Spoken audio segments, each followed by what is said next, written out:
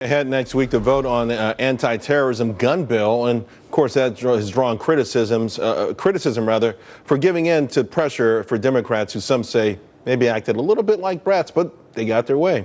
Hey, this of course as we're on the eve of another weekend, and already this year we've seen Chicago reach new heights, 312 homicides, 1,900 shootings since January, and authorities there bracing. Many people believe if it's hot in Chicago this weekend, we could see a bloodbath. Joining me now to discuss how it all may influence Washington and also the economy, Eric Guster, Tage Gill, and Steve Rogers. Tage, let me start with you because you've done it all in law enforcement, from being a Navy SEAL.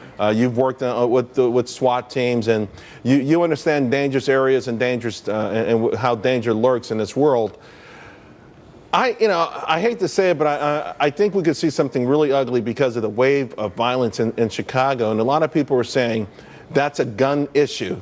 And Orlando is a gun issue, where others are saying, no, this is about individuals in one particular instance and about a radical jihadist terror in the other. How do you see it? I don't think it's a gun issue. I think it's a gang issue. The gangs basically run Chicago. They take the kids when they're teenagers, and they just take them under their wings, and they turn them into criminals. It's gangs and drugs in Chicago. I think we need to have stronger and stricter laws on gun crimes. They need to have longer sentencing and no early releases. And drug dealers, they need to go to jail also, along with the gun criminals. I don't think it's a gun thing. I think it's a crime thing. I think it's gang related. And I think we need to look at law enforcement, and they need to back law enforcement and let them do their jobs.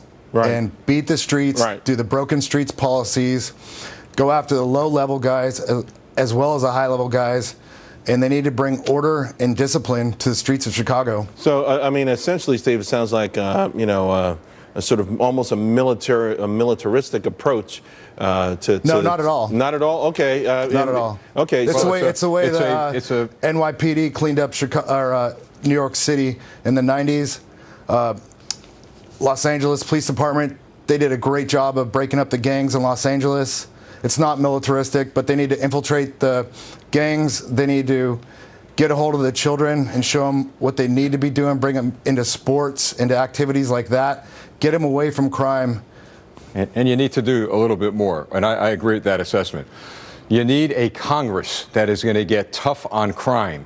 You need judges. Would passing gun control legislation be a step toward getting tough on crime? Absolutely not. That gun control legislation is assault on the Second Amendment. You need to put people who commit crimes in prison for a long time. You need to appoint judges that are going to put people who commit crimes in prison for a long time.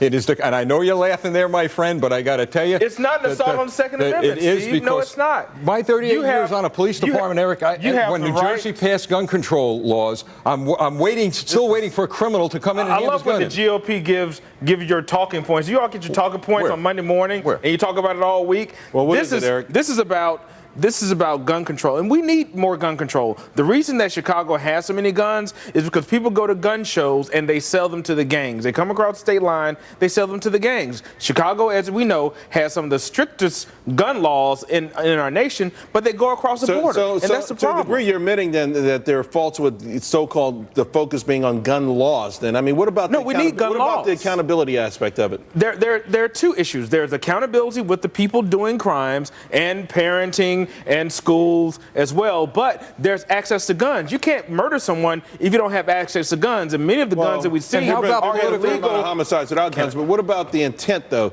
I think the more important thing for me is what's driving someone to want to hurt someone to that degree, particularly someone who might look like them, but they're wearing a red bandana instead of a blue bandana.